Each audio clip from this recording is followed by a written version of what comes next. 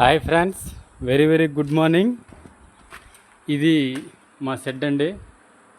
ఇది వరకు ఆవులు మట్టిలో ఉండేయండి. దానివల్ల పేడకల్లు వేసిన, టాయిలెట్స్ పోసిన దానివల్ల క్లీనింగ్కి చాలా ఇబ్బంది అయ్యేది.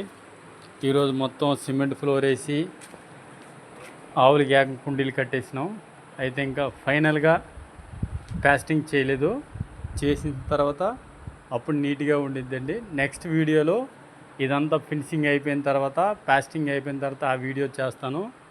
ఆవులకి ఇప్పుడు ఏంటంటే ఇలా కుండీలు కట్టుకోవడం, ఇలా ఇలా రింగులు పెట్టుకుంటే ఈ రింగులకి ఆవులు కట్టుకుంటాం అంటే, అలా కట్టుకోవడం వల్ల ఏమవుతుందంటే ఈ చివరి నుంచి ఆ చివరికి వచ్చేసి దాదాపు ఈ పక్క 12 ఆవులు, ఆ పక్క 12 ఆవులు పడతాయండి.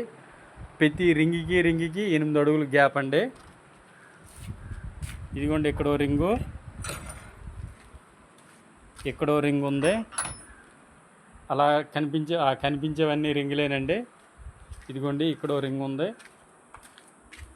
ఈ రింగులు కావులు కట్టుకుంటాం. ఇందులో పశుగ్రాసం, ఒట్టిగడ్డి, పచ్చిగడ్డి కట్ చేసి వేసుకోవచ్చండి. ఇవన్నీ కుండీలండి. ఇలా చేసుకోవడం వల్ల ఏమవుతుందంటే మనకు హౌస్ కీపింగ్ చాలా ఈజీగా అయ్యిద్దండి. అయితే ఇది చాలా కాస్ట్ ఆఫ్ లివింగ్తో కూడుకుంది. 1-2 ఆవులు అయితే కొద్ది పాసిబుల్ అవ్వదు, కానీ ఎక్కువ ఆవులు పెంచుకున్న వాళ్ళకి పాసిబుల్ అవుద్దండి. నా దగ్గర ఉన్న ఆవులన్నీ ప్యూర్ హెచ్ఎఫ్ ఆవులండి.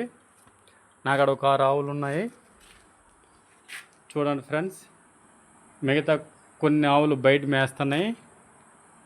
ఆల్రెడీ ఫ్యాన్స్ కూడా అరేంజ్ చేసినాం.